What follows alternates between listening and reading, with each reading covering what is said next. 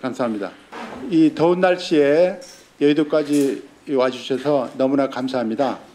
저는 오늘 그 초반 진행을 맡은 허상수라고 합니다. 반갑습니다. 그럼 지금으로부터 한국국제노동협회 2025년 국제노동 정책토론회 첫 번째 회의를 시작하도록 하겠습니다.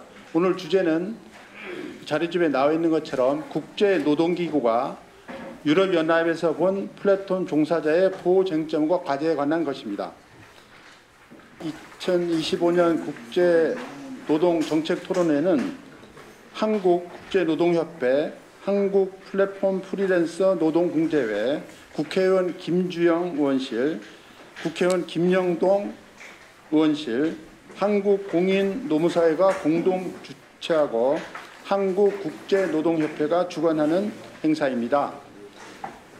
그럼 지금부터 한국국제노동협회 이광택 회장으로부터 간단한 개회사가 있도록 하겠습니다.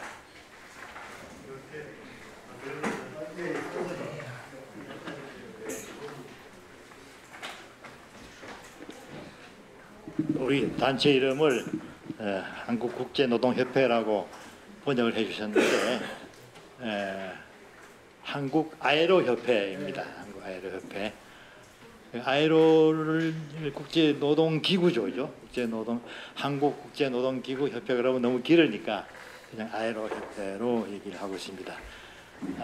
이게 생소하게 들릴지도 모르지만 30년 된 조직입니다. 아주 그 역사가 깊은 조직이고 여러 가지 일들을 이제 해왔습니다만은 오늘 이제 뜻깊은 또 행사를 하게 됐습니다. 저희는 늘 새로운 주제를 발굴을 하고 이것을 이제 국제 기준에 맞춰서 우리나라의 법 제도를 바꿔간다 하는 이제 이런 사명을 갖고 있습니다. 이번에 선택한 이제 주제는 플랫폼 노동자에 대한 말이죠. 보호를 어떻게 해야 되느냐 하는 것을 가지고 이제 문제를 다루도록 하겠습니다.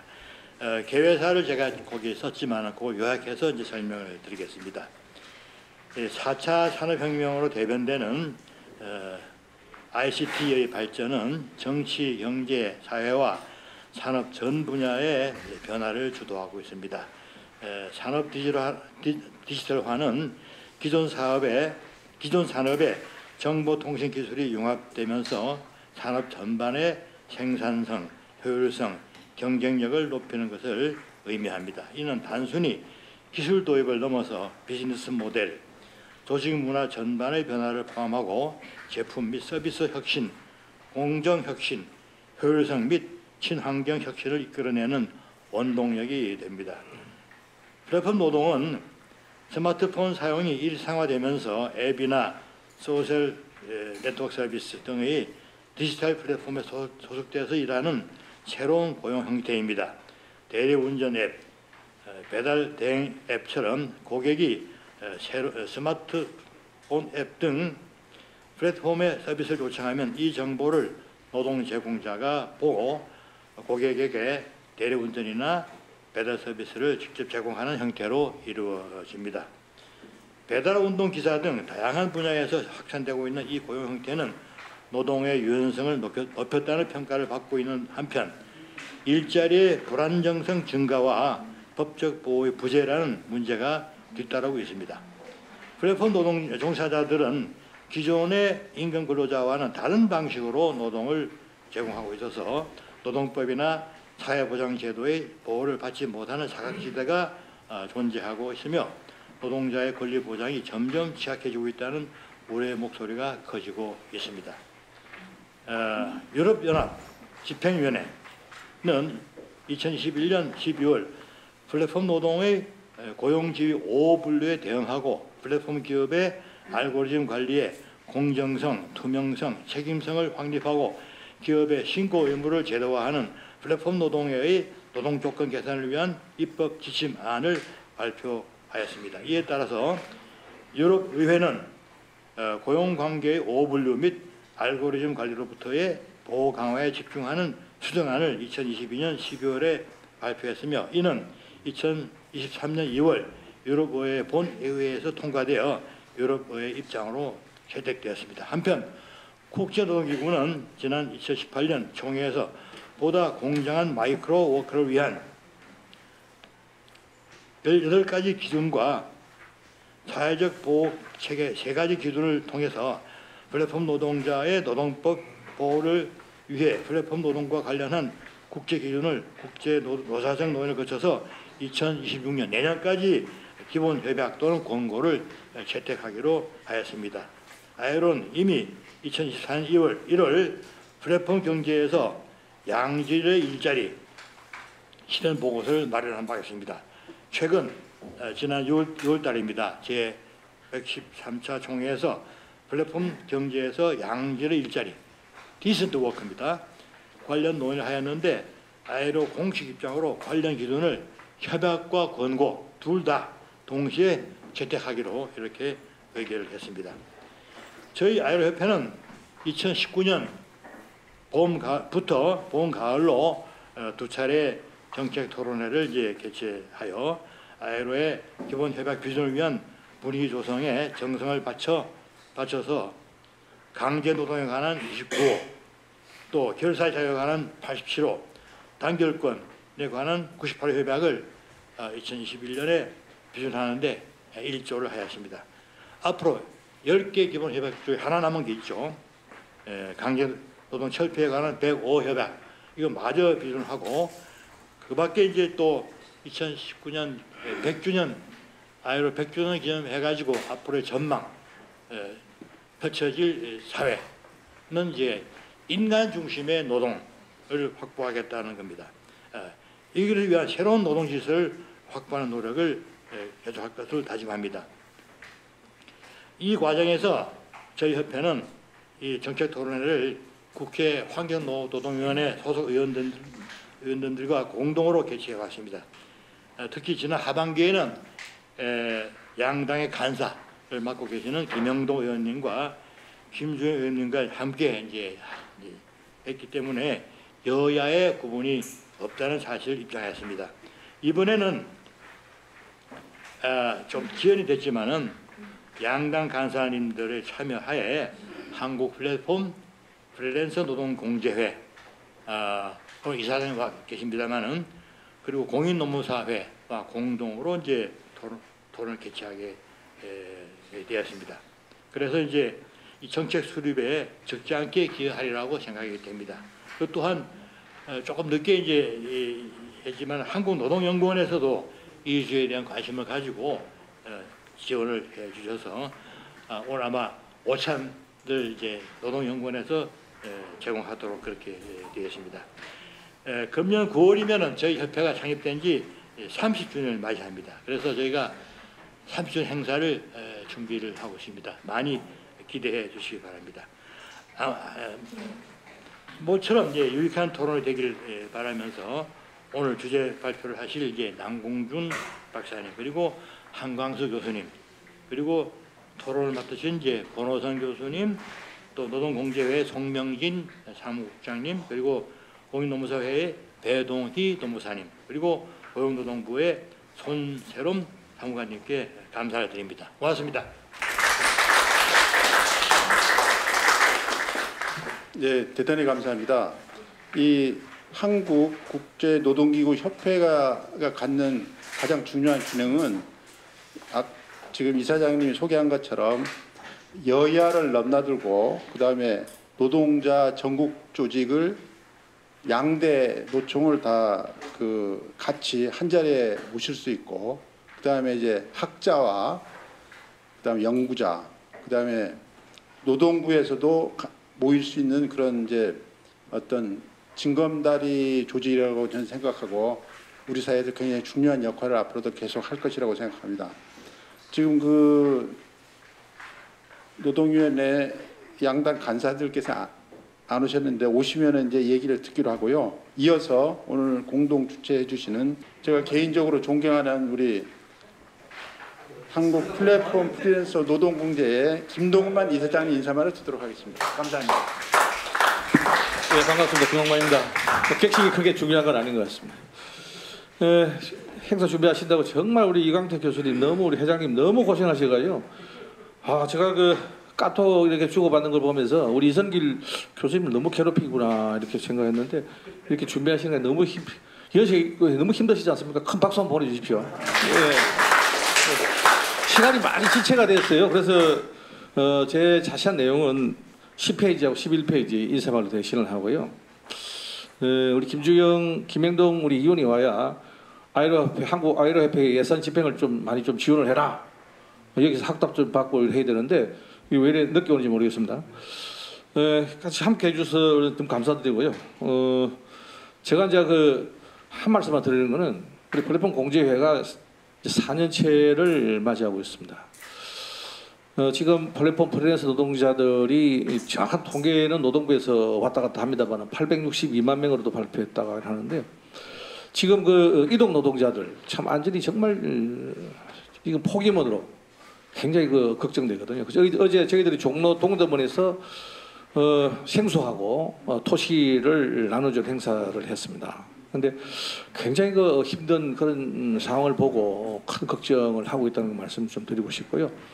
저희들 플랫폼 공제는 지난 4년간 인고의 세월을 보내왔습니다. 우리 플랫폼 노동자들을 위해서 한국노총 조합원들이 출연을 했습니다. 그 출연으로 지금까지 지탱이 되고 있고 그 기부금으로 지금까지 플랫폼 노동자들을 위해서 다각도로 이렇게 저희들 지원을 하고 있습니다.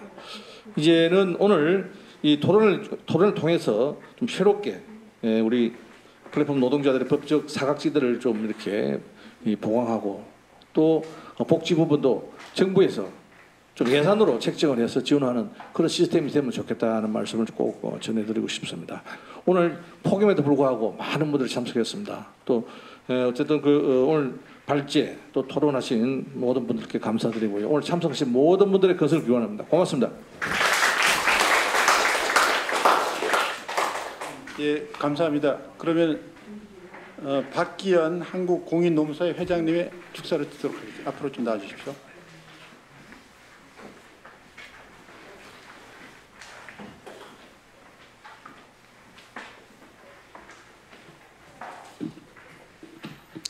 예, 안녕하십니까. 한국공인노무사회 회장 박기현입니다. 한국ILO 협회 2025년 국제노동정책토론회 개최를 진심으로 축하드립니다. 아울러 이번 뜻깊은 정책토론을 주최해 주신 국회 환경노동위원회 더불어민주당 김주영 간사님과 또 국민의힘 김형동 간사님, 또 한국ILO 협회 이강택 회장님, 한국 플랫폼 프리랜서 노동공제의 김동만 이사장님께도 진심 어린 감사의 말씀을 드립니다.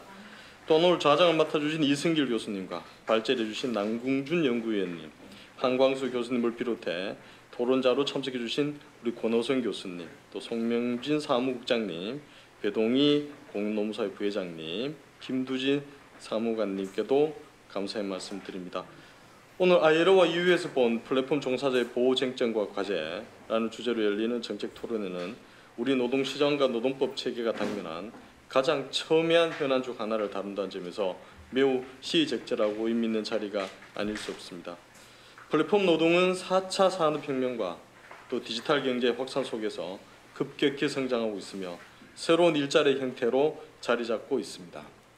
그러나 그 이면에는 고용관계의 불명확성, 사회적 보호의 사각지대, 또 노동기본권의 부재와 같은 문제들 역시 공존하고 있습니다.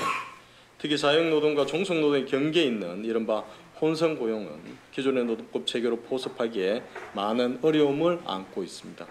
이러한 문제에 대해 ILO와 EU는 플랫폼 노동자의 권리 보호 필요성을 꾸준히 제기해왔으며 국제기준 마련을 위한 노력도 계속되고 있습니다.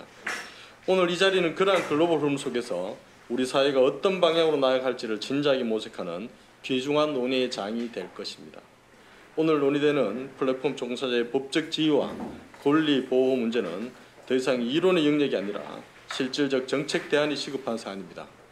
우리 한국공인노무사회는 오늘 토론회에서 제시되는 다양한 입장과 제안들이 향후 입법과 정책에 반영될 수 있도록 적극 협력해 나가겠습니다. 아무쪼록 한국아이로협회 2025년 국제노동정책토론회가 우리 사회의 건강한 변화를 이끌어내는 소중한 마중물이 되기를 기원드리며 다시 한번 바쁘신 가운데도 참석하신 내외 기분 여러분들과 정책 토론회를 준비해 주신 모든 분께 감사의 말씀과 더불어 건강과 행복을 기원합니다. 감사합니다. 고용노동부에 손새로운 사무관이 오시는 제가 아까 말씀 잘못드린 것 같습니다. 예, 감사합니다. 예, 감사합니다.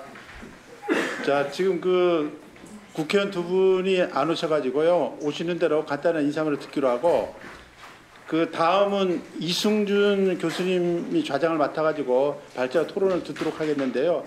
그 전에 잠깐 오신 분들 다 함께 그 기념 촬영을 한 다음에 토론회를 시작하도록 하겠습니다. 모두 앞으로 좀 나와주시면 고맙겠습니다.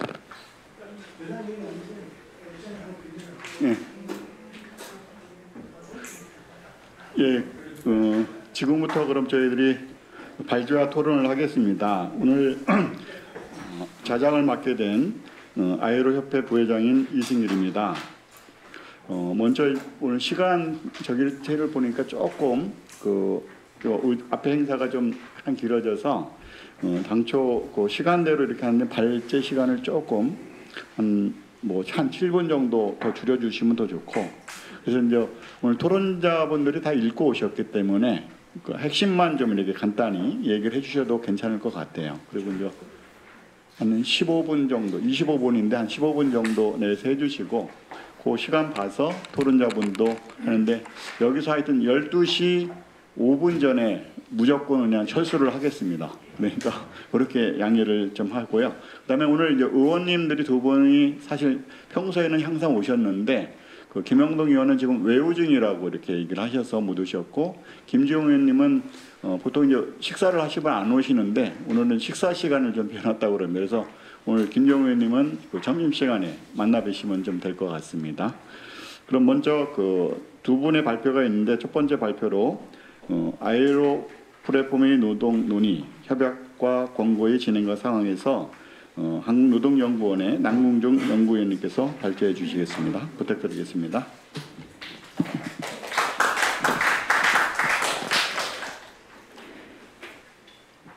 예, 방금 소개받은 한국노동연구원의 남궁준입니다. 제가 오늘 발표할 주제는 이제 막을 내렸습니다. 매년 6월이 되면은 제네바에서 국제노동총회가 열리고, 이번 올해 2025년의 주요 이제 아젠다 중에 하나는 플랫폼 노동이었습니다. 길게는 몇 년 전에 더 거슬러 올라가서 이사회가 이제 우리 아이로 차원에서 이 문제를 본격적으로 규율할 수 있는 협약 혹은 권고가 필요할 것 같다라는 생각을 했었고, 관련된 이제 사무국을 통해서 보고서도 준비를 하고 회원국들의 의견을 듣는 그런 절차를 차근차근 밟아왔습니다. 아까 회장님께서 모두의 배경에 대해서 말씀을 해주셨기 때문에 중복되는 내용은 제가 말씀드릴 필요가 없을 것 같습니다. 그래서 가지고 계신 자료집을 기준으로 말씀을 드리면은 첫 페이지 넘어가고요. 22, 23페이지에 대한 아주 간단한 말씀만 드리면은, 이게 2024년과 2025년의 사무국에서 두툼한 보고서 2권을 준비했습니다. 2024년의 보고서는 이제 플랫폼 노동이라는 게 2010년대 한 중반쯤이었을 겁니다. 정확한 시기를 특정하기는 어렵지만 전 세계적으로 약간의 앞서 순서의 차이는 있었을지언정 전 세계적인 어떤 노동의 트렌드가 되었고, 이러한 새로운 현상에 대해서 각국이 기존의 노동법 혹은 사회보장법 제도로 어떻게 대응을 해야 되는지에 대해서 사실 어려움이 있습니다. 지금도 이 문제는 현재 진행형이라고 할 수 있고요. 뾰족한 어떤 또 통일적이고 표준적인 방법을 마련하지는 아직 못한 것 같습니다. 그러다 보니까 관련된 이제 전문가, 학계를 포함해서 여러 전문가들이 달려들어서 이런저런 연구도 많이 하고 실태 조사도 하고, 그런 이제 많은 보고서들과 문헌들, 학술 논문들과 같은 문헌들이 생산이 되었습니다. 이 2024년 보고서는 그러한 내용에 대해서 어떻게 보면 축약된 굉장히 엑기스를 잘 담아놓은 좋은 보고서였습니다. 그래서 혹시라도 여기 계시는 분들, 플랫폼 노동에 관심 많으신 분들은 2024년 보고서를 참조하시면은 전체적인 그간에 흘러왔던 내용들을 일별하시고 흐름을 파악하시는 데 대단히 도움이 될 거라 생각합니다. 동시에 그 2024년 보고서에는 또 다른 것이 있었는데 뭐냐면은 제가 이제 로마자 2번에 전문 번역을 해 놓은 것입니다. 설문서인데요. 그러니까 회원국 정부와 회원국 노사단체의 의견을 묻는 겁니다. 우리가 생각하기에 이러이러한 점들이 우리 플랫폼 노동과 관련된 협약 또는 권고를 만든다고 했을 때 주요한 쟁점인 것 같은데 관련해서 어떤 생각들을 가지고 계신가요? 의견을 말해주세요. 라는 설문서를 이제 만들어서 그 보고서에 수록을 했고 그 전에 당연히 당사자들한테 이제 그 배부를 했었고요. 그래서 이제 정부도 노동단체도 우리 그 사용자 단체도 다 이제 각자 생각하는 바람직한 어떤 모습, 그 규율의 모습에 대해서 의견들을 제출을 했습니다. 25페이지가 이제 그런 설문서의 전체적인 목차입니다. 다양한 내용들에 대해서 포괄적으로 물어봤고요. 그거에 대해서 이제 yes, 보통 네 아니오로 답을 할 수 있고 특히 이제 이 지금 25페이지에 있는 설문서의 목차 안에 로마자 5번에 해당하는 것들이 이 플랫폼 종사자들의 실체적 권리가 어떤 것이 그 어떤 제도에 의해서 협약 권고에 의해서 보장되는 것이 필요할까요? 라는 부분에 대해서는 세부적인 많은 질문들이 있습니다. 그리고 이제 애초에 설문서에서도 우리가 방금 제가 협약 또는 권고라고 반복해서 말씀드렸습니다. 우리 국제노동 기준이라고 협의로 새길 때 법적 구성력이 있고 그것을 비준한 회원국의 경우에는 그게 구속을 받는 어떤 좁은 의미의 국제노동 기준은 협약만을 의미합니다. 하지만 광의의 넓은 의미의 국제노동 기준이라고 할 때는 권고를 종종 포함시키기도 하거든요. 그리고 대부분 우리 이제 협약을 주로 얘기하지만 현실에서 우리가 이제 각 뭐 연구문헌이든 여러 그 법적으로 의미 있는 결정을 내릴 때 참조되는 그러니까 어떤 구속된다기보다는 참조되는 문서에 권고가 인용되는 경우도 종종 있습니다. 제일 유명한 게 198호 권고 같이 우리 고용관계에 관련된 것이죠. 그래서 이 설문서에 보면은 의무 mandatory라고 써 있기도 하고 의무 권고 사항이라고 이렇게 나누어서 애초에 질문을 하기도 했는데 제가 앞뒤로 살펴보니까 여기서 의무 사항이라고 했던 건 대충 협약에 들어갈 내용인 것 같고요.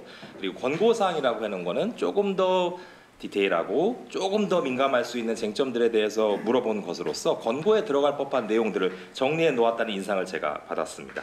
그래서 이제 이 자세한 내용들은 자료집에 전문을 제가 번역을 했기 때문에 제가 여기서 반복하는 것은 의미가 없고 시간을 효율적으로 사용하는 것이 아니기 때문에 쭉쭉 넘어가고요.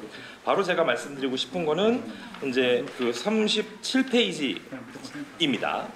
그래서 방금 제가 2024년 보고서 말씀드렸습니다. 그간 포괄적 아주 다양한 곳에서 이루어졌던 연구들을 압축 요약해서 잘 정리한 내용이 2024년 보고서에 있고 또한 이 설문서 제가 전문 번역한 이 내용이 담겨 있다. 그리고 2025년 보고서에 대해서 말씀 안 드렸는데 2025년 보고서는 그러한 설문서에 대한 이제 회원국 정부와 노사단체 응답을 분석을 한 것이고 그러한 분석을 바탕으로 우리 사무국이 봤을 때는 이러한 내용이 협약이나 권고의 내용으로 되면 좋겠다라는 것에 대한 일종의 논의를 위한 기초자료로서 어떤 초안이라고 말하기도 그렇고 초초안 정도를 담아놓은 게 2025년 보고서의 주요 내용입니다. 그리고 그 2025년 보고서에 담겨 있는 그 초초안을 가지고 얼마 전에 끝난 6월 1일부터 6월 10일까지 이루어졌던 그 플랫폼 경제에서의 적정한 노동에 대한 기준 설정 위원회라는 곳에서 치열하게 논의 공방이 펼쳐졌던 것이죠. 그리고 그 12일의 공방 끝에 그 결과로서 나온 것이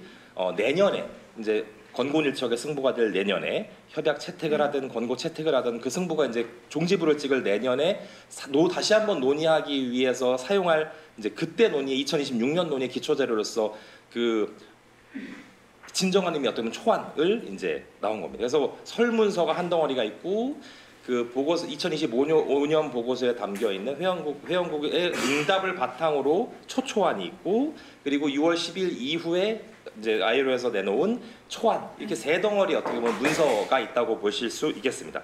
그래서 제가 이 38페이지 로마자 3번부터 나온 건 뭐냐면은 2025년 보고서에 담겼던 초초안 내용과 요번에 12일 동안 격전을 치르면서 정리된 초안 사이에 어떤 변화가 있었을까요? 어떤 게 그 내년에 우리가 기대해 볼 만한 그 협약에 담길 혹은 권고에 담길 내용일까요? 라는 것에 대한 간단한 비교이고요. 모든 쟁점을 모든 조항을 다룰 수는 없기 때문에 제가 가장 좀 첨예하게 부딪혔던 그런 쟁점들을 지극히 주관적으로 선별해서 여러분께 말씀을 드리려고 하는 겁니다.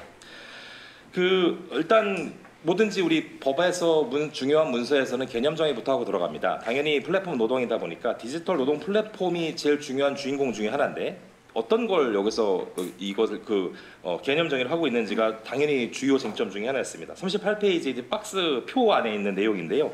기존에 초초안에 나와 있었던 그 내용은 조금 이제 더 두리뭉실하고 포괄적이었던 것으로 보입니다. 근데 이제 이것이 결국 이 12일의 논의를 거쳐서 정리된 것은 이제 좀 이따 다음 두 번째 우리 교수님께서 발표해 주실 EU 쪽, 유럽연합 쪽에서 이미 만들어 놓고 통과되고 지금 각 회원국이 이행 입법을 만들고 있는 거기 입법 지침에 나와 있는 개념 정의를 좀 많이 차용해 왔습니다. 그래서 제가 밑줄도 쳐놨는데 그냥 막연한 디지털 기술을 활용하는 것으로 그치는 것이 아니라 자동화된 의사결정 시스템을 활용하여라는 추가적인 어찌 보면 요건을 더했습니다. 그래서 이것까지 탑재를 하고 이것을 활용해야만 이 아직 협약이 나온 건 아니지만 이제 이 초안에서 말하는 디지털 노동 플랫폼에 포함될 이제 가능성이 생기게 되는 것이죠. 그리고 또 하나는 원래 초초안에서는 중간에 이제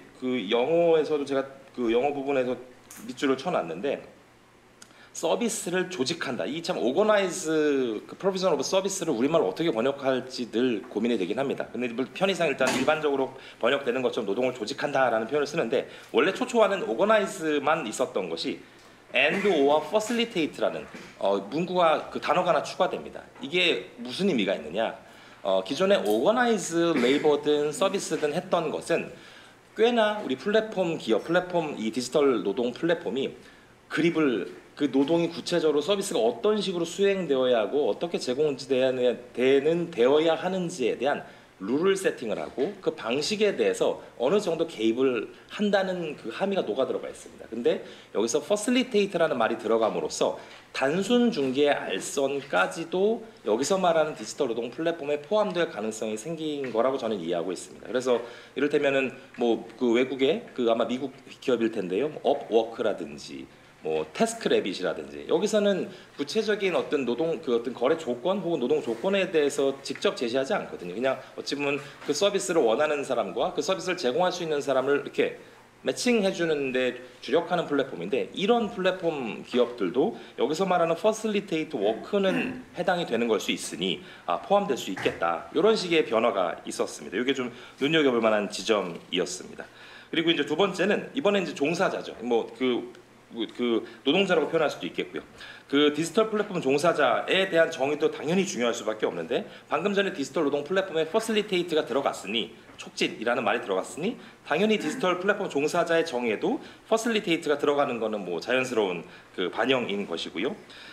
그래서 방금 전에 말씀드린 것처럼 어떻게 보면은 우리가 플랫폼 노동, 디지털 플랫폼 노동하면 딱 떠올리는 우버 아니면은 음식 배달처럼 이제 상대적으로 플랫폼 기업이 꽤나 이렇게 구체적인 조건에 대해서 방식에 대해서 이제 개입을 하는 것뿐만 아니라 그런 단순 중개 알선까지도 포함되고 그 디지털 노동 플랫폼을 통해서 일감을 구하고 일을 하는 사람조차도 이 협약과 또는 권고에서 말하는 디지털 플랫폼 종사자가 될 수 있게 지금 초안에 따르면 그렇게 지금 개념 정의가 되어 있다라는 얘기가 있습니다. 또 이제 40페이지 넘어가시면 제가 관련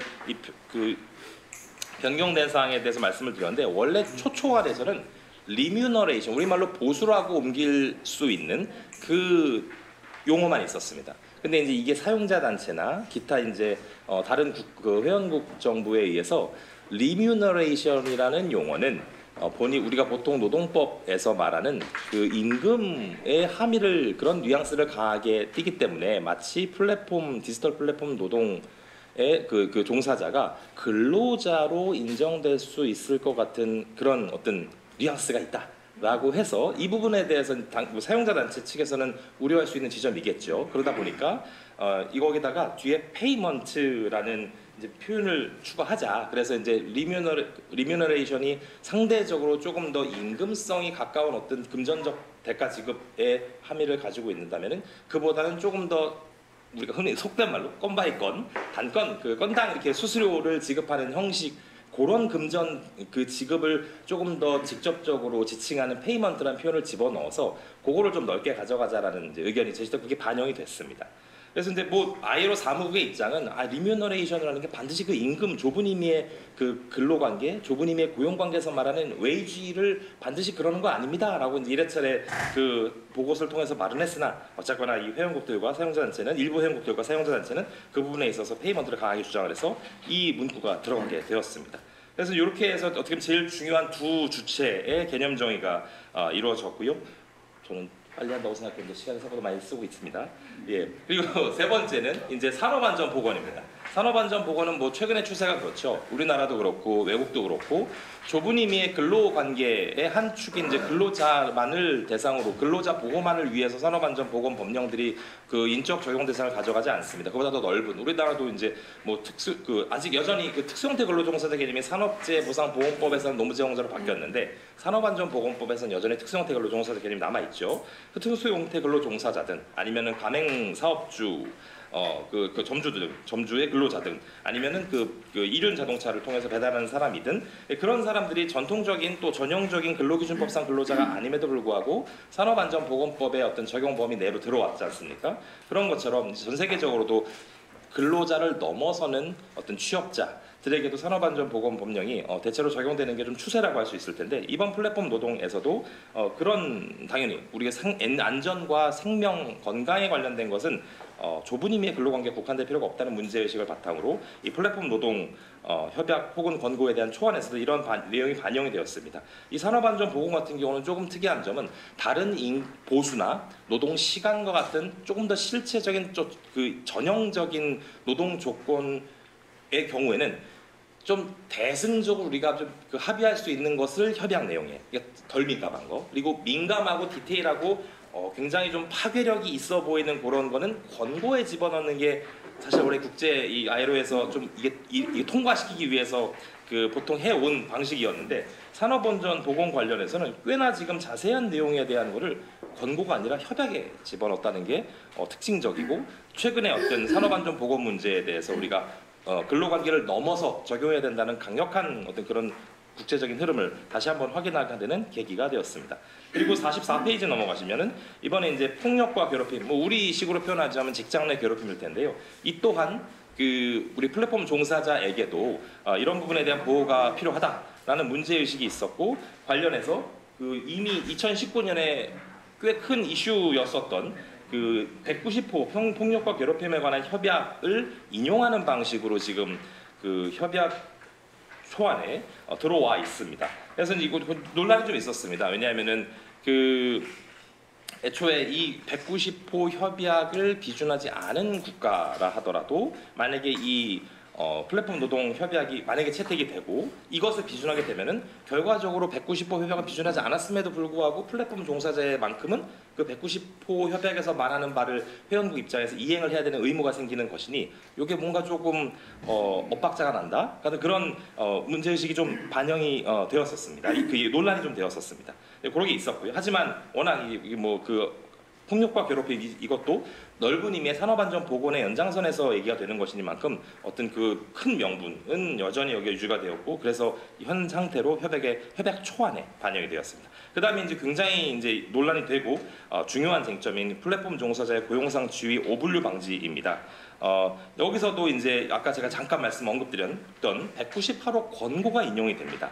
이제 이것 또한 논란이 됐죠. 왜냐하면은 아까 제가 모두에 잠깐 말씀드렸지만 좁은 의미의 국제노동 기준에는 권고가 들어가지 않죠.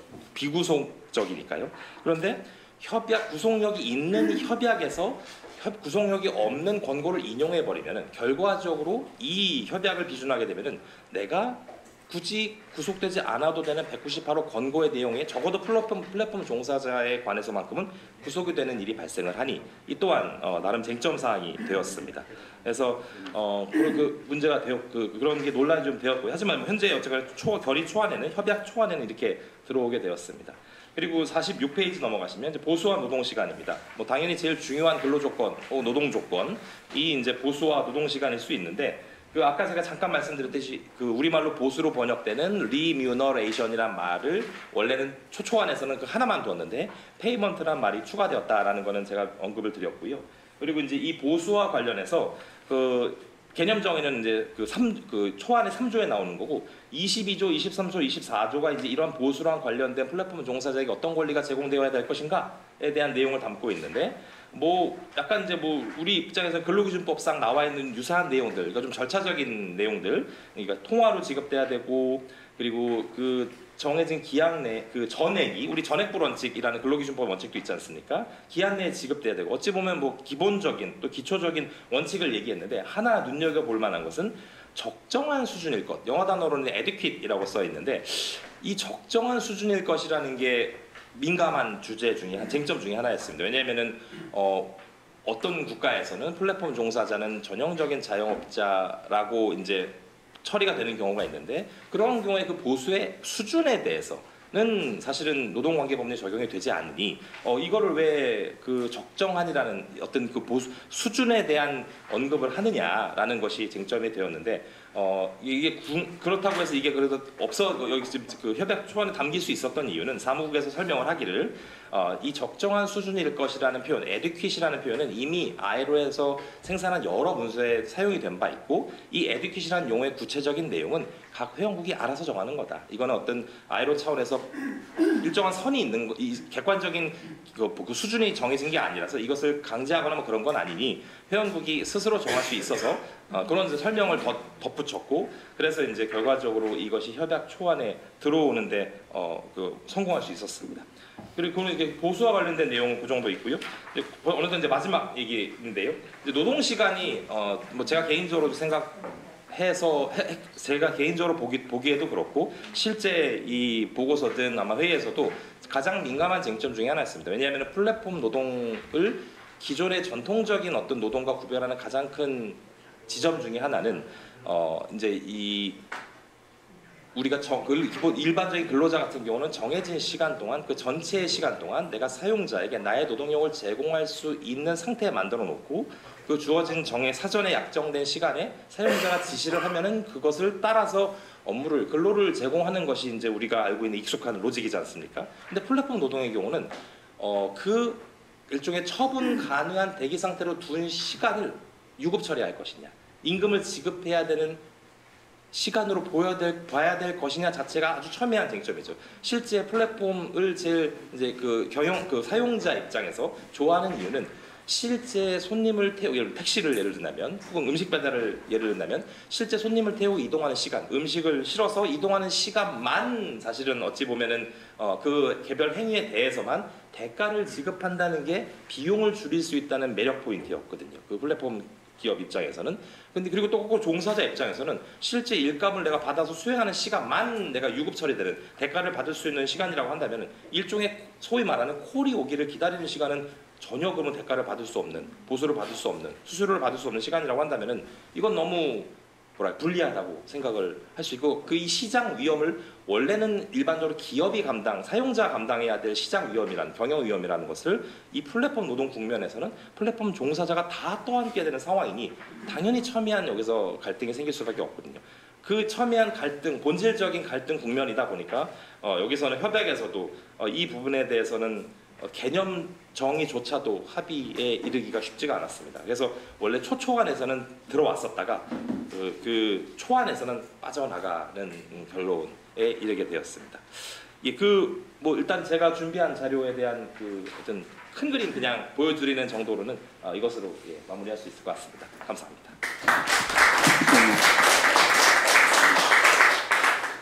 네, 수고하셨고요. 시간을 한 5분 정도 사실은 더 쓰셔서 우리 두 번째 발표분 한강수 박사님께서 좀 더 줄여주시면 좋겠습니다. 왜냐면 ILO 논의하니까 뭐 EU 관련된 뭐 이런 부분들은 하여튼 두 번째 발제 관련해서 플랫폼 노동 관련 EU 및 유럽 국가의 논의 동향 및 시사점이라는 주제로 강원대 비교 법학 연구소에 계신 한강수 연구교수님께서 발제해 주시겠습니다. 부탁드리겠습니다. 예, 방금 소개받은 강원대학교 한광수입니다. 남궁준 연구위원님께서 앞에서 ILO의 플랫폼 노동 종사자 보호에 대한 협약 권고 준비 상황에 대해서 말씀을 해주셨고요. 그래서 이제 이 이유나 이 ILO나 거의 이제 이 플랫폼 노동이 기존 노동 관계와는 다른 형태이고 기존 노동법적 체계 내로 포섭할 수 없는 이러한 문제점이 있기 때문에, 그리고 대체로 이제 플랫폼 기업들이 이 플랫폼 노무 종사자에 대해서 계약 관계를 위임이나 도급 형태를 취하게 되고요. 기존의 이제 고용 관계나 고용 법적인 이제 책임을 면하기 위해 가지고요. 그래서 이제 자영업자로서 이제 계약하는 형태가 많이 나타났습니다. 그럼에도 불구하고 플랫폼 노무 종사자들이 기존의 노동 관계로서 보여질 수 있는 이러한 지표들이 이제 많이 나타나고 있기 때문에 결국에는 노동법적 보호를 받을 수밖에 없는 이러한 문제가 나타나게 되고요. 그래서 이제 이러한 고용 관계가 오분류되는 이러한 문제점을 지적을 하고요. 그래서 법률상 고용 추정 제도를 또 두게 됩니다. 그리고 이제 기존 노동법적 이 적용이 직접적으로 되지 않는다 하더라도 이러한 단결거리라든가 단체 교섭권 또는 사회보장, 사회보험 적용이 이루어져야 함을 공통적으로 인식하고 있습니다. 그래서 이제 이 ILO는 내년 2026년까지 이제 협약이나 권고를 만들겠다. 그래서 이제 준비하고 있지만 유럽 연합은 2021년부터 준비를 해 가지고요. 2024년 3월 11일에 이미 입법 지침을 만들었습니다. 그래서 이러한 유럽 연합의 입법 지침 내용에 대해서 간략히 살펴보고요. 그 다음에 이제 이 유럽 연합 국가 중에서 프랑스하고 독일이 이제 끝까지 이제 반대를 하다가 결국엔 동의를 했습니다. 그래서 이제 프랑스와 독일의 경우를 짚어보고 이제 호주의 경우를 짚어보는 것으로 해서 발표 내용을 말씀드리도록 하겠습니다. 그래서 유럽 연합의 그 논의 상황은 55페이지에서 57페이지 있는데 그거는 뭐 보시면 되시니까 그거는 생략하고요. 그다음에 이제 이러한 유럽 연합 2024년 입법 지침이 갖는 법적 성격, 입법 지침은 이제 회원국들에게 이제 강제력은 없지만 그래도 이러한 이 플랫폼 노동 종사자와 관련된 이 법제를 만들m에 있어서는 일종의 이 가이드라인으로서 역할을 한다, 이렇게 말씀드릴 수 있습니다. 그래서 이 지침을 불이행하거나 불완전하게 이행하게 되면은 유럽연합사법재판소의 판결을 통해서 해당 회원국에게 막대한 벌금이 부과될 수 있기 때문에 어느 정도의 강제력을 가지고 있다, 이렇게 말씀드릴 수 있고요. 그 다음에 이제 지침은 때로는 이사회라든가 이번 지침도 그렇지만 EU 집행위원회에 의해서 이제 그런 협의라든가 이러한 절차를 거치고 있습니다. 그래서 대체로다가 유럽연합 이사회는 회원국 강요 1명으로 구성이 되고 있고요. 그 다음에 유럽연합 집행위원회는 대체로 회원국 정부의 상호 동의에 의해서 5년 임기로 임명되는 위원들로 구성이 됩니다. 그리고 유럽연합 법령을 발의하고 법령의 실행이라든가 예산 작성, 그 다음에 유엔 등 국제기구에 있어서 대외적으로 유럽연합을 대표하는 지위에 있기 때문에 그래서 이런 입법 지침이 어느 정도 회원국들에 구속하는 영향력은 대단하다, 이렇게 말씀드릴 수 있고요. 그 다음에 이제 이 유럽연합 입법 지침 24년 입법 지침 전문 내용에 있어서도요, 유럽연합 전체의 근로조건과 노동권의 최소 기준으로 기능함을 규정을 하고 있습니다. 그 내용이 58에서 6페이지까지 있고요. 그 다음에 58, 59페이지고요. 그 다음에 이제 이 적용 범위를 보면 유럽 연합에서 수행하는 플랫폼 노동을 조직하는 디지털 노동 플랫폼에 적용된다라고 제3호에서 규정을 합니다. 그래서 기존에 이제 대체로 지역 기반을 위주로 했었는데 웹 기반과 지역 기반을 아울러서 이제 규정을 하고 있고, 그 다음에 노동의 조직을 필수적인 요소로 하고 있습니다.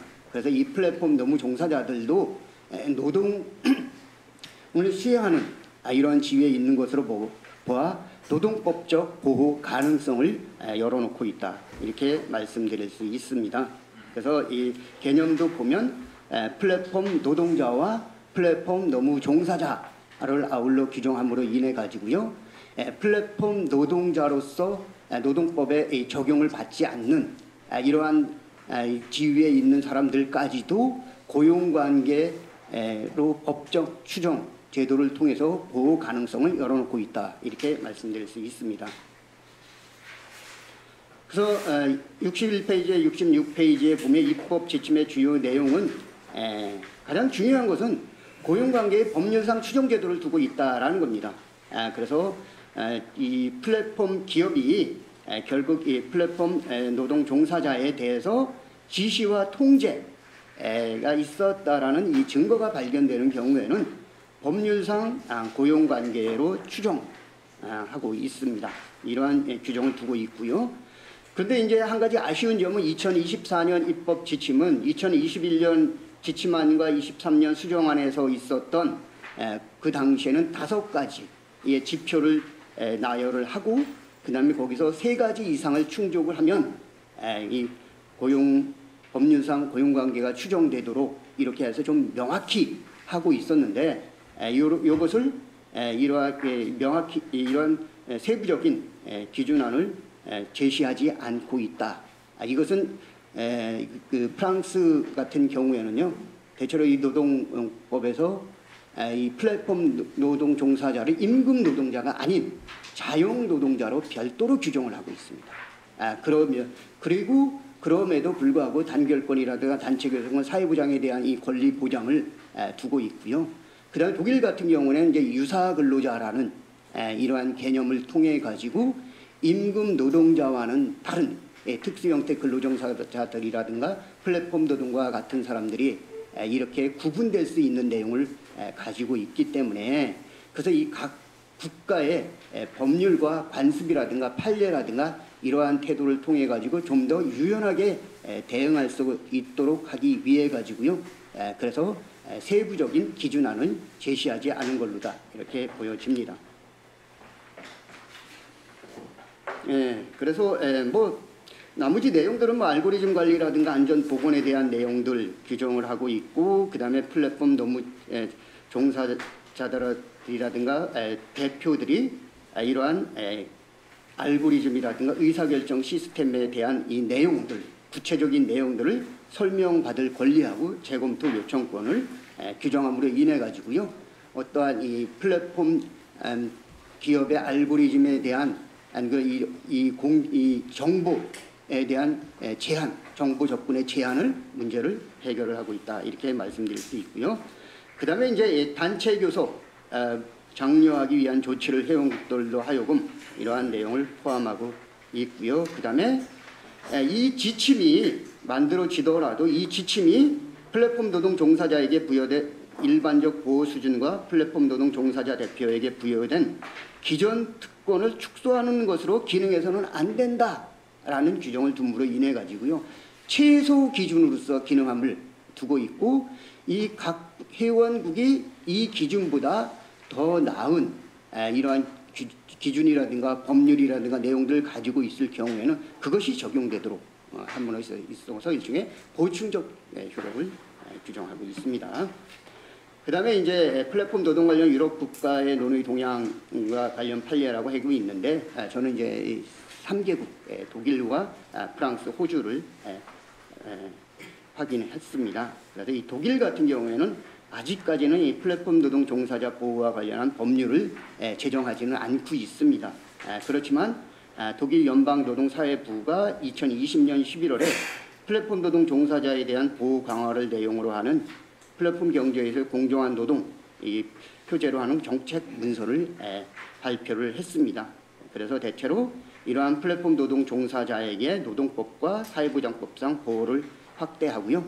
연금 보험의 적용을 받을 수 있도록 하고 있고요.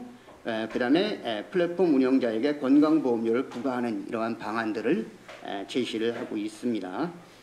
그다음에 2021년에는 독일 노총이 플랫폼 노동이 양질의 노동으로 발전해 나갈 수 있도록 아까 이제 ILO에서도 이제 디센트 워크 해가지고 이제 양질의 노동을 이제 목표로 삼고 있다 이렇게 말씀드렸는데 여기에서도 이제 이러한 것들이 담을 것을 이제 제안을 하기도 하고 있습니다. 그런데 이제 독일에서는 플랫폼 사업자들 간에도 이러한 EU 입법 지침에 대해서 이 찬반 의견이 좀 나누어지고 있습니다. 그래서 우버라든가 볼트라든가 프리나우가 같은 호출형 차량 공유 서비스를 운영하는 플랫폼 사업자는 반대 의견을 표명하는 반면 이미 직접 고용을 하고 있는 리페란도 같은 경우에는 일부 배달 서비스를 운영하는 이 기업들은 찬성 입장에 있습니다. 그다음에 이제 독일은 이제 2020년 12월에 독일 연방노동법원이 플랫폼 노동자인 크라우드 워커가 독일 법상 근로자의 지위를 가진다라고 판결을 하고 했습니다. 이것은 이제 EU 국가들 중에서 최상위 법원이 내린 최초의 판결로서의 의미를 가지고 있습니다. 그래서 이 유럽연합 입법 지침이 만들어져 상황이었기 때문에 아마 이제 이 독일도 여기에 대해서 이제 준비를 이제 하고 있을 것으로 보여지고요. 그다음에 지침이 갖는 이 법적 성격 때문에 독일 또 이 법제에 맞는 이러한 것들을 이제 만들어갈 것으로 보여지고요. 이것을 향후에 이제 우리가 법제를 만들면 있어서 참고를 해야 될 필요가 있다 이렇게 말씀드릴 수 있습니다. 그다음 앞서서 말씀드렸듯이 프랑스 같은 경우에는 이제 플랫폼 노동 관련해 가지고요 71페이지, 72페이지입니다. 대체로 프랑스 노동법전 제7부 3권 제4편에서 전자방식의 중개 플랫폼을 이용하는 노동자 편에서 플랫폼 노동 종사자를 명시적으로 독립자영 노동자로 분류하는 규정을 두었습니다. 그러다 보니까 이 플랫폼 노동 종사자들이 민법상 고용계약으로서 판단되는 어려움이 있게 됩니다.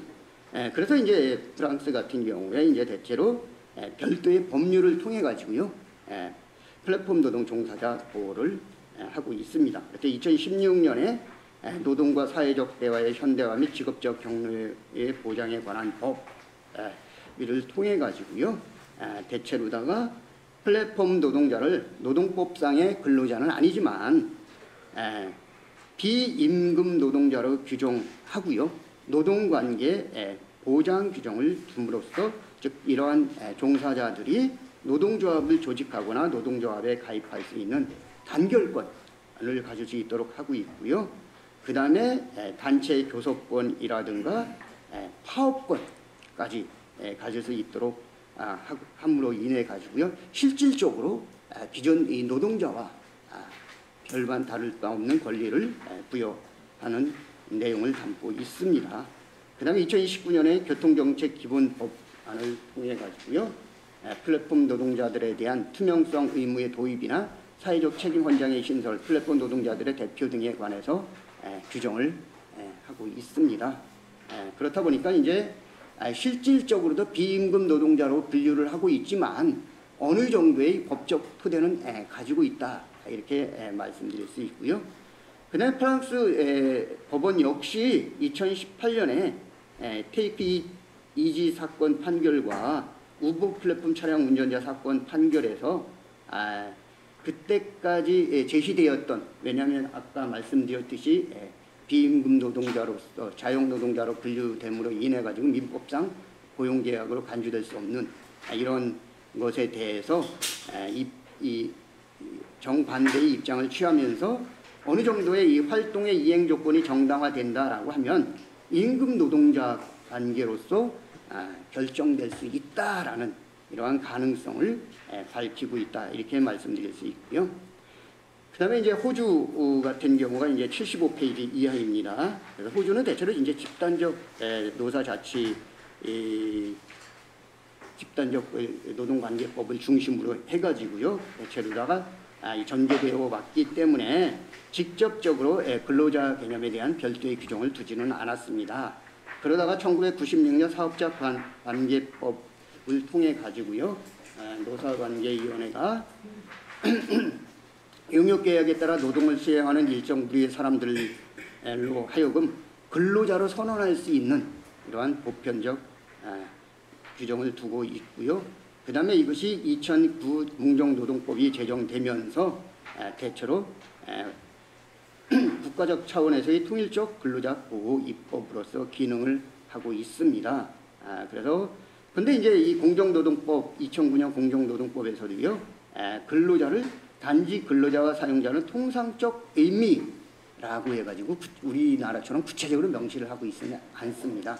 그러다 보니까 이게 통상적 의미가 무엇인가 라는 이 논란이 대두가 되고요. 그래서 이제 대체로다가 커먼노우의 해석 기준에 따를 수밖에 없습니다. 그래서 커먼노우에서는 근로자는 용역계약, 즉 고용계약에 이걸 고용되는 것으로 보고 있고요. 독립계약자는 용역을 위한 계약, 즉 Contract for Service 해가지고요. 이거에 의해 고용된다라고 함으로 인해 가지고 근로자와 독립계약자를 구분하고 있습니다. 그래서 여기에 따라서 이 호주의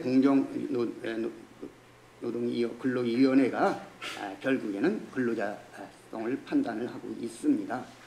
그래서 이제 대체로 다 호주의 공정노동위원회가 그 78페이지에서 80페이지인데요. 영국계 배달업체 푸도라에 대해서 이러한 근로관계의 실질을 가지고 판단을 함으로 인해 가지고요. 어느 정도 푸도라가 배달 라이더들에 대해서 상당한 통제 능력을 행사하고 있다라고 밝히면서 대체로 노무를 제공하는 근로자로 판정한 사례가 있고요.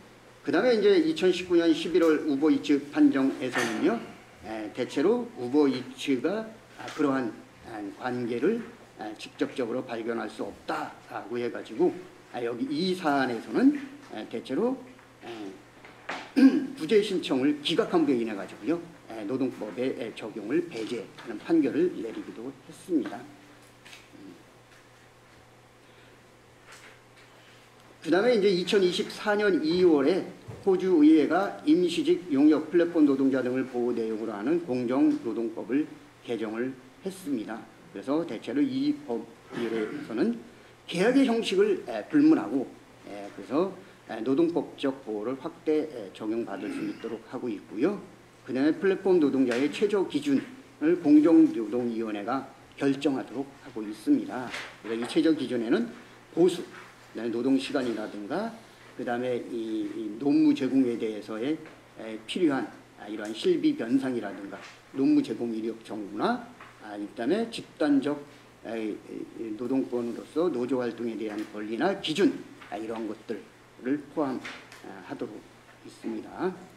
그래서 이제 우리 결론을 이제 말씀드리겠습니다. 시사점을 보면 대체로 80페이지에서 81페이지인데요. 대체로 지금 이제 현 이재명 대통령께서도요, 플랫폼 자영업자나 플랫폼 노동자, 특수 형태의 근로자 등 그간 노동법적 사각지대에 있는 이들을 노동자로 인정하고 보호 대상을 확대하겠다라고 밝혔고요. 그 다음에 이제 플랫폼 노동자 보호법과 같은 이러한 종사자에 대해서 법제도 개선을 추진하고 노동자성 인정 범위를 확대하고 단체 교섭권을 확대하겠다라고 밝혔습니다. 그래서 아마 이제 이 법률 준비를 위해서 이제 아마 박차를 가할 것 같습니다. 그런데 이제 우리가 이제 과거 2021년에도요 정부 차원의 이제 어떤 행정 규칙이라든가 이런 걸 만들어서 발표를 하고 그 다음에 이제 국회에서 입법안을 이제 만들어서 하기도 했지만 결국에는 제정을 하지 못했거든요. 그렇기 때문에 결국 이 플랫폼 노동자를 기존 노동법 체계에 대해서 우리나라 같은 경우는 노동자의 개념을 구체적인 규정을 둠으로 인해 가지고 이 근로자로 포섭될 수 있는 범위가 플랫폼 노동자는 굉장히 어렵습니다. 그렇다 보니까 이것을 이 플랫폼 노동 종사자를 노동법의 보호 영역 내에서 노동자로 무조건적으로 포섭해야 한다라고 주장하기에는 조금 어려움이 있지 않을까라는 생각을 해봅니다. 그래서 플랫폼 노동 종사자들이 갖는 이 노동의 특성을 고려해가지고요, 이런 유럽 연합이나 ILO에서 이제 만들어지는 협약이나 권고의 내용을 기초로 해서 법안이 만들어져야 된다, 이렇게 말씀드릴 수 있고요. 그래서 이제 대체로 이 플랫폼 기업에 의해서 플랫폼 노무 종사자들이 노동자로 분류되지 못하는 이 문제, 그래서 이제 자영업자로 오분류되는 문제, 그래서 법률상 추정에 제도에 대한 그 의미가 굉장히 중요하다 이렇게 말씀드리고 싶습니다. 그래서 대체로 우리가 앞으로 갖춰야 될 법안의 기본 방향은 플랫폼 노동도 노동의 한 축으로 봐야 된다라는 것이고요. 그다음에 노동법적 관점에서 법률의 기본 방향이 정해져야 되고요. 그래서 고용 관계의 추정, 오히려 더 보호될 수 있는 간주 제도로 또 갈 수 있는 이러한 방안도 있을 것 같고요. 그다음에 이러한 고용 관계 추정이나 간주의 추정 번복에 있어서는 입증 책임이 플랫폼 기업에게 부담하는 이 문제, 이거는 굉장히 시사성을 갖는다. 그다음에 플랫폼 노무 종사자에 대해서 어떤 정보의 비대칭성, 불균형성으로 인한 이 문제를 해소하는 이러한 방안들이 좀 들어가야 될 것이고요. 그다음에 근로 조건이라든가 이런 걸 확보를 위해서 단결권이라든가 단체 교섭권이 보장되는 내용으로 가야 된다. 지금까지 우리 법안을 보면 대체로 이용자 보호라는 내용을 썼다라는 거죠. 플랫폼 노무 종사자는 노동자 보호가 아니라 이용자 보호였고요. 그다음에 경제법적 이 내용, 공정거래 관점에서 너무 치우친 측면이 있지 않나. 그래서 이 법안 방향에 있어서 이러한 유럽연합의 입법 지침의 내용을 참고할 필요가 있다. 이렇게 말씀드릴 수 있습니다. 감사합니다. 네, 수고하셨습니다.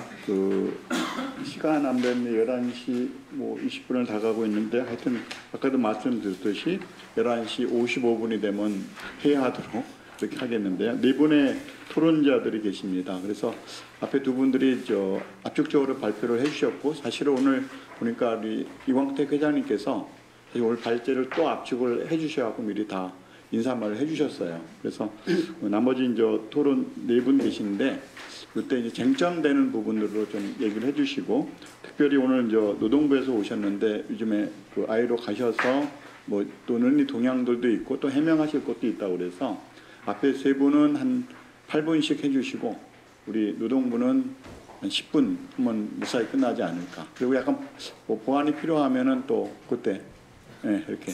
그러면 이 순서대로 우리 연세대 법학전문대학원에 계신 권우성 교수님께서 먼저 토론해 주시겠습니다.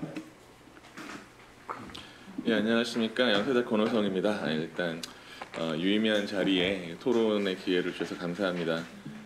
플랫폼 노동 관련되어서 아마 제가 처음 글을 쓴 게 18년, 19년쯤인 것 같아요. 벌써 6, 7년 돼서 국내 논의가 상당히 머추럴했고 그리고 그동안에 정부가 두 번 바뀌면서 노동부에 지금 원래 TF 이름이 뭐였죠? 그 미조직 전회가?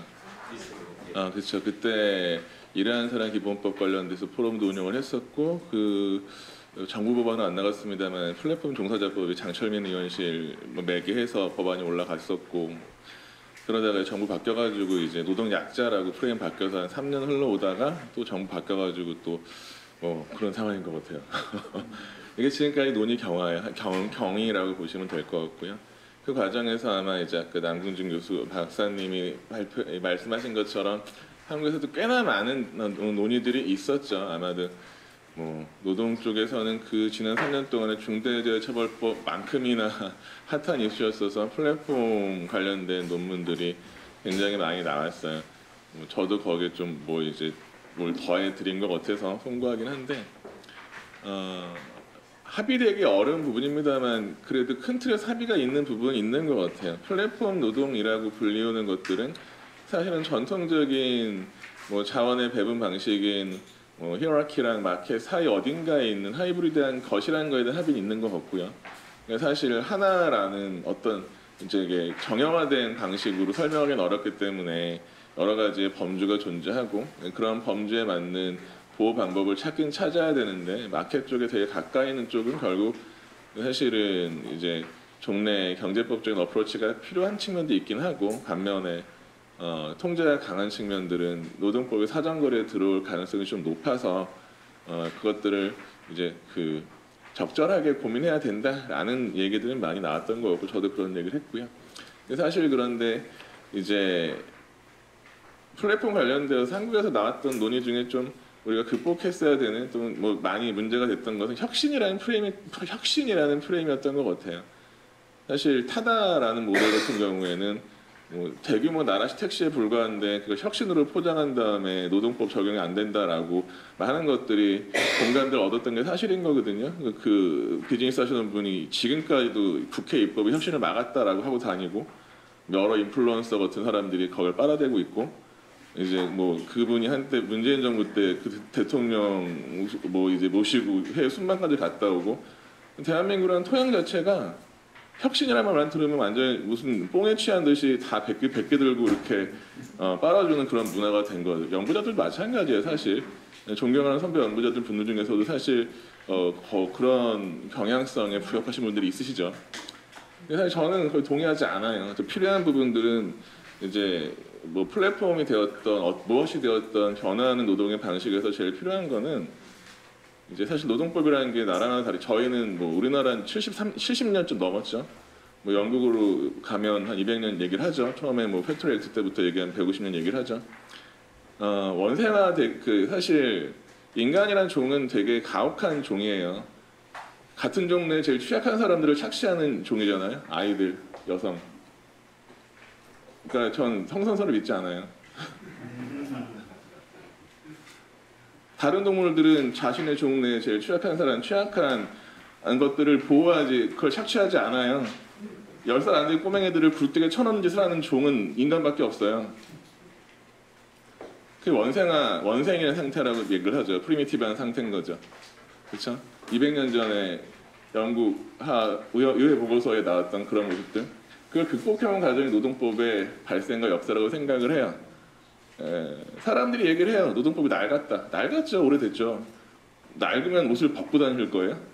선생님들 옷이 낡으면 벗고 막 다니시나요? 잡혀가요. 공연만처럼. 옷이 낡으면 고쳐 입어야 되는 거거든요. 그럼 변화한 세계의 노동법이 낡았다라는 말이 아니라 어떻게 이 노동법을 고쳐서 변화한 세상을 캐치업해야 되는지가 과제였다고 생각을 해요. 그 과제에 제일 필요했던 거는 사실은 전통적인 이분법 이후로 규율할 수 없는 일하는 방식을 규율하기엔 좀 포괄적인 플로어, 밑단을 쌓는 과정이었을 거고, 지금 그게 22대에서 김주영 의원실 같은 데 나왔던 일하는 사람 보호법이라는 메커니즘이었겠죠. 두 번째는 사실 그런 얘기 나오면 늘 노총 쪽에서 오히려 싫어해요. 근로자가 돼야 되는 사람들을 노동법 밖으로 배제하는 메커니즘으로 기능할 거 아니냐. 시간이 많이 됐죠. 네.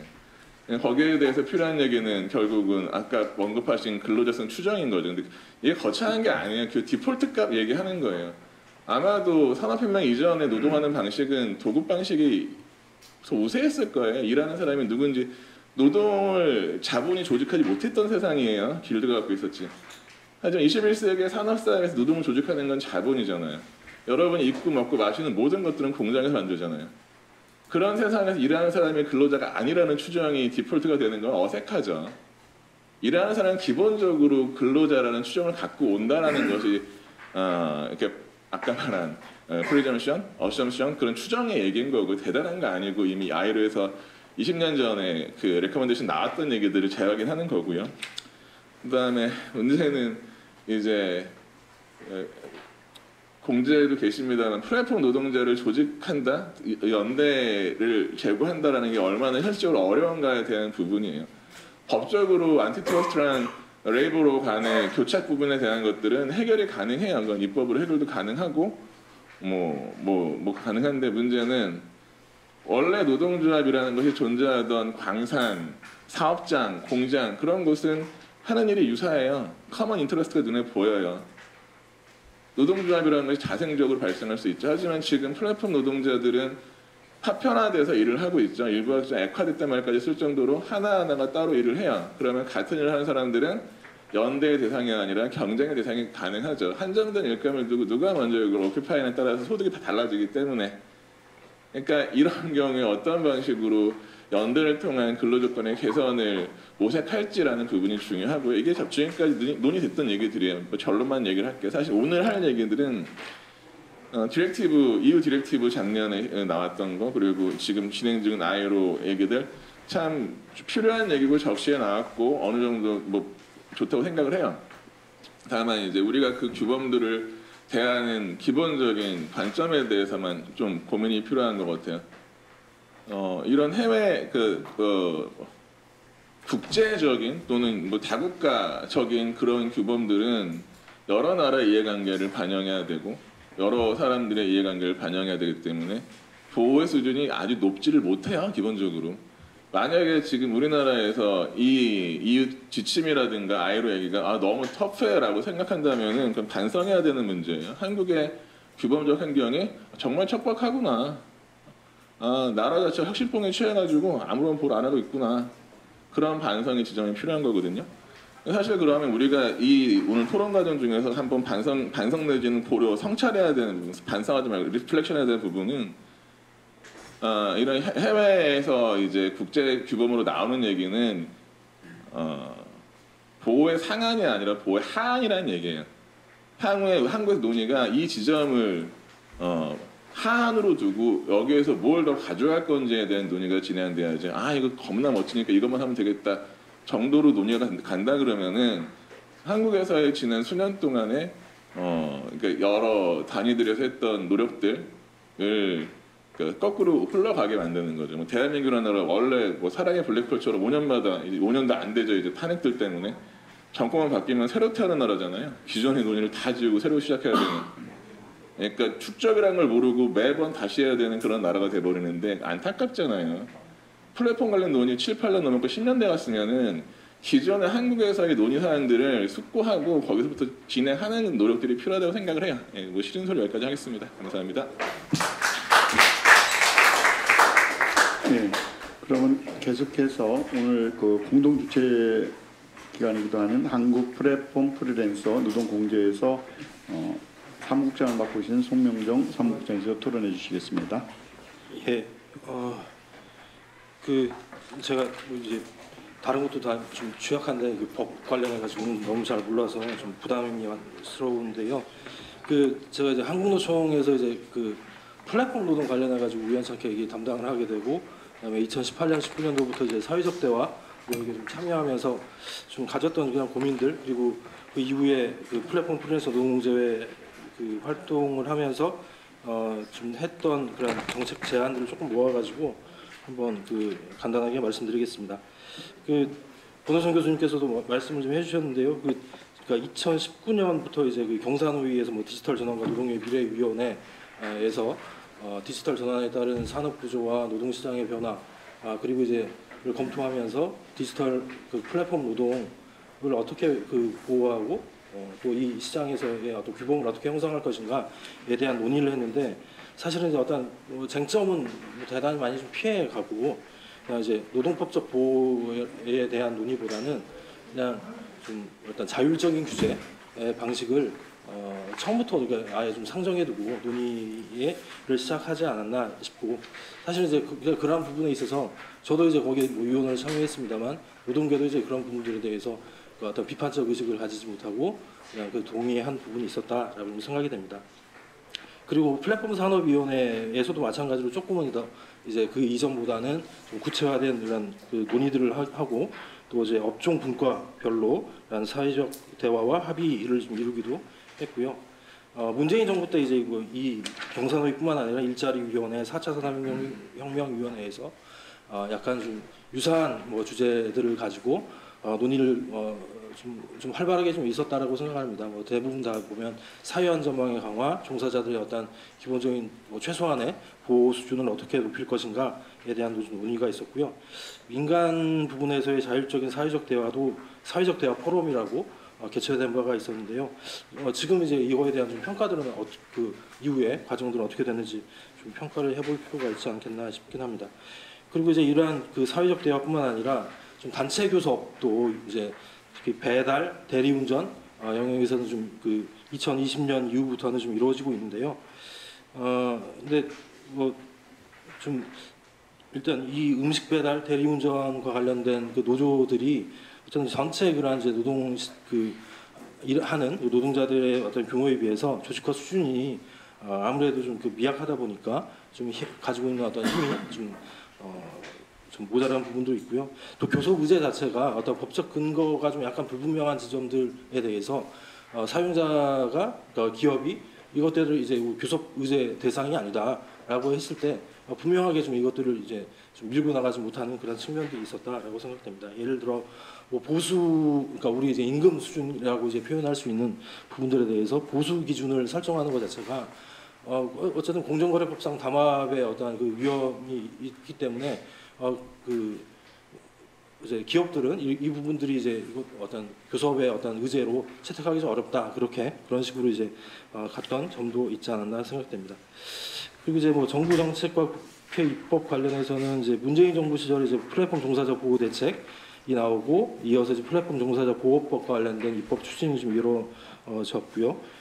윤석열 정부 때는 좀 약간 이것과 결은 다르지만 노동약자 지원법을 통해서 조금 이제 고충 해소를 지원하는 정책들의 법적 근거들을 마련하기 위한 그런 시도들이 있었다고 생각합니다. 이 과정들을 이제 좀 나름대로 좀 간단히 평가를 해보면 뭐 사회보험 적용 확대, 안전환경 조성, 공정계약 지원 이러한 중심의 어떤 보호 정책들이 그동안에 좀 추진이 된 반면에 최저노동 기준과 같은 좀 기본적인 노동권 보장에 대한 입법적 노력은 물론 그 플랫폼 종사자 보호법에 이런 고민들이 좀 담겨 있긴 했지만 조금은 더 적극적인 어떤 입법적 노력은 좀 부족하지 않았나 생각이 되고요. 그 이제 표준계약서 같은 이제 경제법적인 접근이나 아니면 기업들의 자율적 규범 준수와 같은 방식으로 설계된 어떤 이제 보호 방안 자체가 지금 무규율 상태의 노동 현장에서 좀 한계가 계속해서 좀 드러나지 않았나라고 생각됩니다. 이러한 상황에서 사실 이제 기업의 어떤 책임이 사실 이제 그 다른 전통적인 고용 관계 하에 기업들이 지고 있는 의무에 비해서는 좀 대단히 낮은 수준이고 이 어떤 부분에서의 책임을 국가나 지방자치단체가 짊어지는 이러한 상황이 좀 되었다라고 보는데요. 근데 예산이나 인력이나 법적 근거가 부족한 상태에서 체계적이거나 실효성이 많이 떨어진 부분들도 있었다라고 생각됩니다. 그래서 지금 이제 플랫폼 노동자의 노동자성 인정에 대한 국제적 입법 사례가 증가하고 노동단체들의 정책 요구도 강화되었지만 국회에서의 의미 있는 입법적 시도와 논의가 좀 이제 많이 부족했다는 점들 좀 봐야 될 것 같고요. 그다음에 두 번째는 그동안의 어떤 이제 보호 정책의 기본 대상이 이제 플랫폼 노동이라고 하더라도 그러니까 배달, 대리운전, 가사 여기가 특히 이제 배달 중심으로만 좀 이루어졌다라고 생각됩니다. 그런데 뭐 그렇다고 해서 이런 이제 업종들에서의 사회적 대화나 교섭이 충분했냐, 또는 이제 지원 정책들이 이제 뭐 이렇게 제대로 좀 그런 것들이 이제 이루어지고 있냐라고 봤을 때 거기에도 사실은 이제 아직까지도 좀 미흡한 점들이 대단히 좀 많다라고 생각이 되는데요.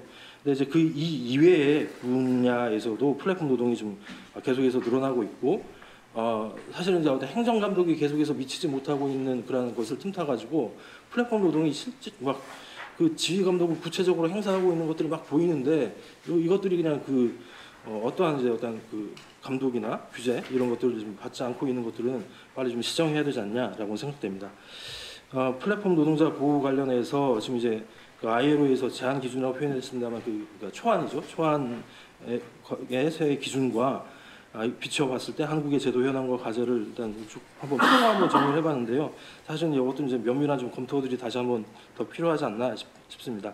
중요한 몇 가지만 좀 보자면 결사의 자유, 교섭권, 뭐 물론 지금 현재 뭐 플랫폼 노동자들도 이런 것들에 대해서 보장받는 부분들은 있긴 합니다만, 그러니까 특히 이제 플랫폼이 여기도 이제 하청 구조, 다당의 하청 구조를 통해서 하고 있기 때문에 실제로 이제 그런 플랫폼 원청이 그런 이제 실제 사용주로서의 어떤 그런 그 교섭의 상대방으로서의 어떤 책임이나 그런 것들에 대해서 좀 해태하거나 아니면 회피할 수 있는 그런 여지들이 충분히 있기 때문에 노조법 2, 3조 개정 뭐 이런 것들은 좀 통해서 좀 보완할 필요가 있다라고 생각되는데 여기는 써 있지 않습니다만 이제 광의의 플랫폼 아까 얘기했던 어떤 그 중개 역할을 하는 플랫폼에서의 종사자들 이 사람들의 어떤 결사 자유 또는 이제 교섭권을 어떻게 보장할 거냐 이거는 이제 노조법 개정 또는 근로기준법 개정 뭐 이것만으로는 좀 한계가 있는 거 아닌가.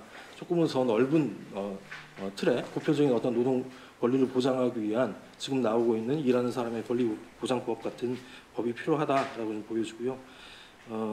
쭉쭉 그런 부분들이 있습니다. 그리고 자동화 시스템이나 개인정보 이런 과 관련된 보호들과 관련해서 근기법 적용을 통해서 이런 부분들에 대한 보호도 할 수 있긴 합니다만, 그러니까 이게 좀 아주 그냥 구체적인 그 플랫폼이라고 하는 특성들이 있기 때문에 이것들은 좀 여기를 반영한 뭔가의 좀 보완 입법이 좀 필요하지 않나, 별도의 입법이나 이런 것들이 좀 필요하지 않나라는 생각이 됩니다.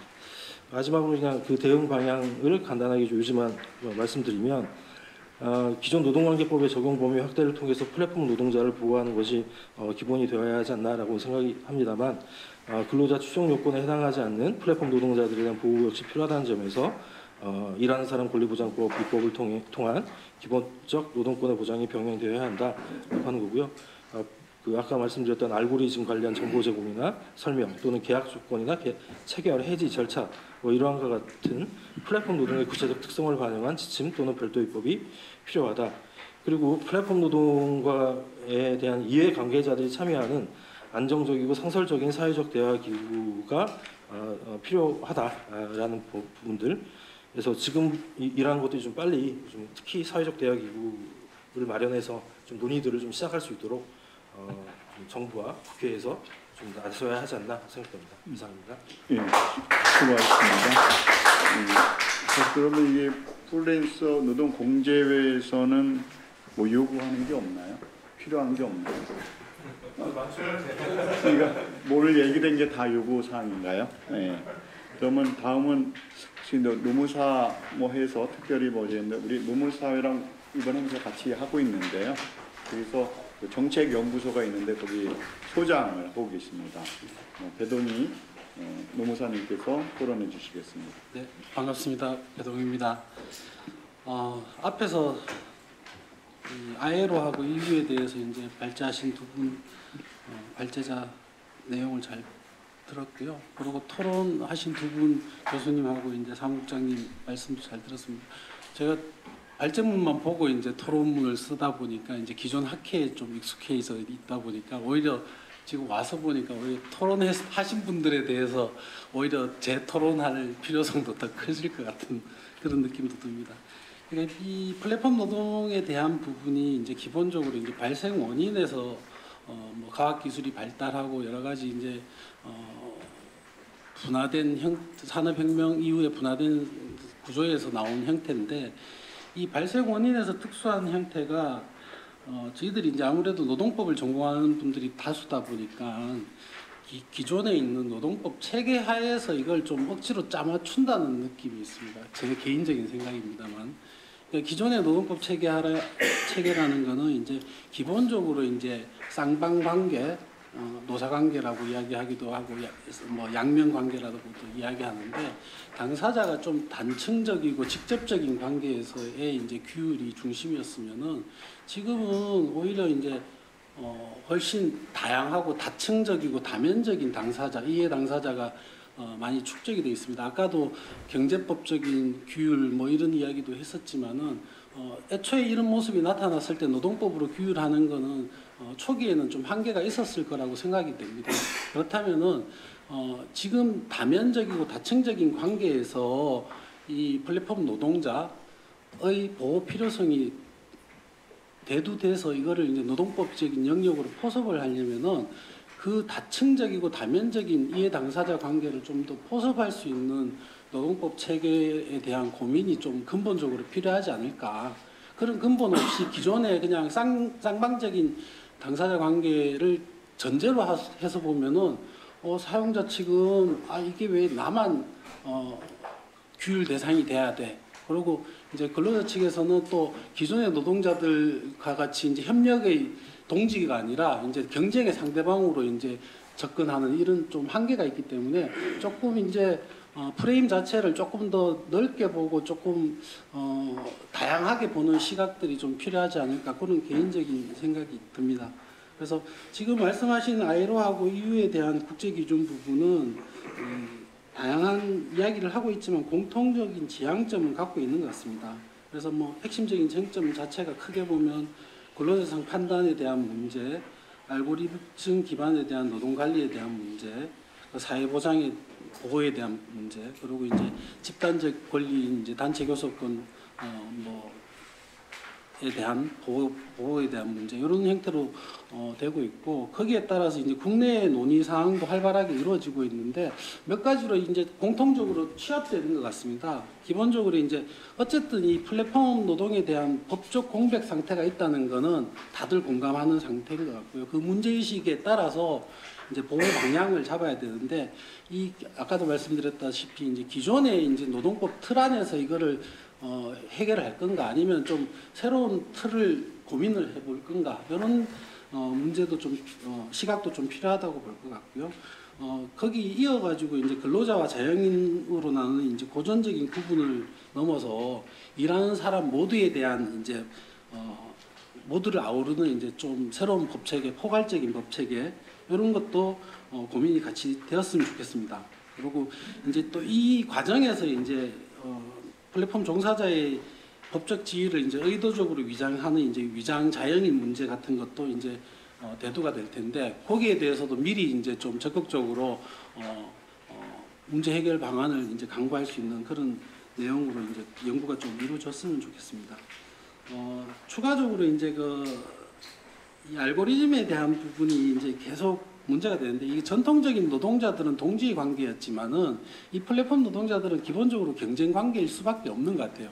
일단 정보의 비대칭성에서 유리하기도 하지만 그런 부분에 대해서는 이제 이게 업종별, 지역별 연대 이런 이야기도 많이 나왔고, 이제 포괄적 연합 이런 이야기도 많이 나왔는데, 기존의 노동조합의 틀에서만 볼 게 아니라 이제 기존의 노동조합에서 보면, 저는 노동조합이라기보다는 이제 근참법에서 이야기하는 노사협의회 같은, 이게 이제 기업별 노조에서 강제되는 그런 노사협의회가 아니라 플랫폼 노동자들을 일정 수 이상 쓰게 되면은 그 업종에서 종사자 협의회 같은 그런 저희들 이제 공인노무사에서도 이제 연구 영역을 발주한 바 있습니다만은, 그런 종사자 협의회 같은 거를 좀 고민해서 이게 조금 더 업종별 담론으로 이런 걸 좀 담아낼 수 있는, 녹여낼 수 있는 이런 새로운 제도도 필요하지 않을까, 이런 생각입니다. 그래서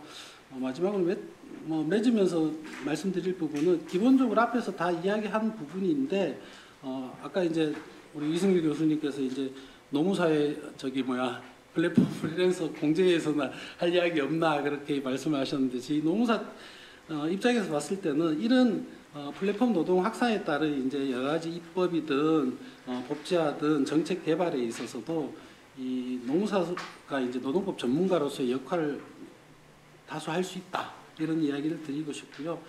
이게 근로자성 판단 부분이 노동법상 근로자성 판단일지, 일하는 사람에 대한 판단 부분일지, 그런 부분에 있어서는 실질적 지표를 발굴하는 데서는 사실 이제 이론하시는 연구자분들도 중요하지만, 현장에서 뛰는 이제 노무사들도 이제 일정 부분 역할을 할 수 있다고 생각을 하고요. 그리고 그 보호 과정에서 이제 권리 구제를 하는 지원하는 인력에 있어서도 노무사들이 좀 도움이 될 수 있다. 그리고 정책 제안이나 이 법제도 설계에 있어서도 일정 부분 역할을 할 수 있지 않을까라는 말씀으로 마치고자 합니다. 감사합니다. 네, 수고하셨습니다. 그럼 네 번째 토론, 우리 고용노동부에서 어려운 발표를 해주셨는데 충분히 얘기를 하고 가시면 좋겠어요. 한 10분 정도 충분히 이렇게 해주시면 좋겠습니다. 예, 우리 손혜론 사무관님 부탁드리겠습니다. 최대한 짧게 하겠습니다. ILO나 EU 지침, 그리고 주요 유럽 국가 제도 경과들 설명해 주신 거 잘 봤고요.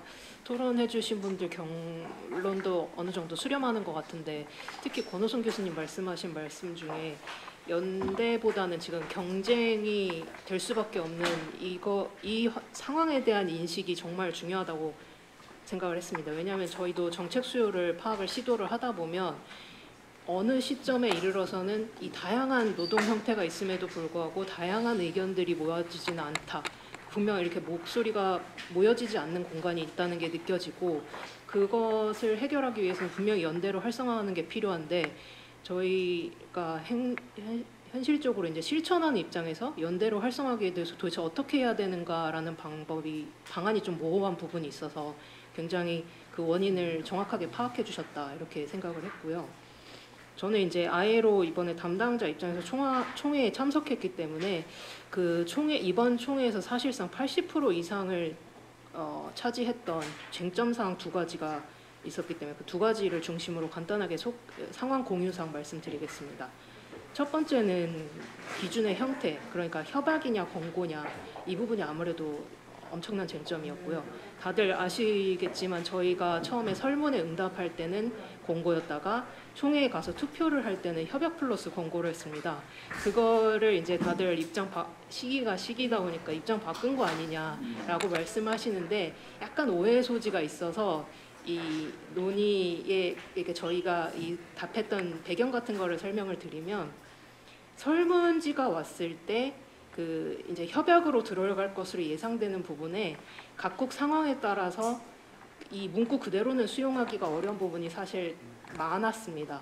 그래서 그 부분을 저희는 이유로 제시를 하면서 권고에 체크를 해서 답변을 한 건데 이 말씀해주신 초초한 부분을 봤을 때 저희와 같은 입장임에도 불구하고 다른 나라는 대부분 협약 플러스 권고로 응답을 한 경우가 많았고 저희와 같은 의견을 제시한 나라가 많았기 때문에 초초안에도 그런 저희가 제시한 우려사항이 많이 해결이 됐습니다. 플러스 총회로 갔을 때 저희와 마찬가지로 국가별 유연성을 존중할 필요가 있다.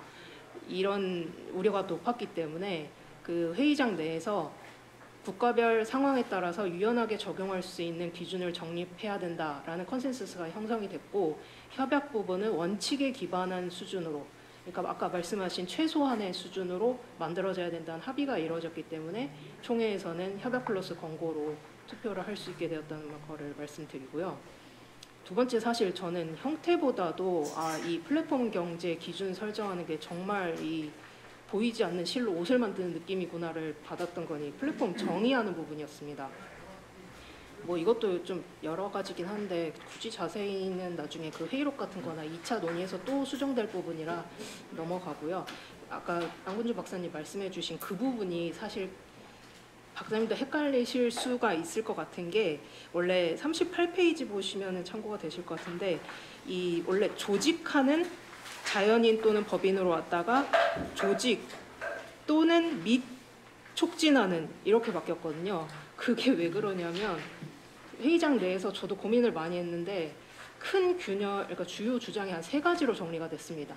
단순 연결 안 된다. 플랫폼의 정의에서 고용을 암시하는 정의는 들어가서는 안 된다.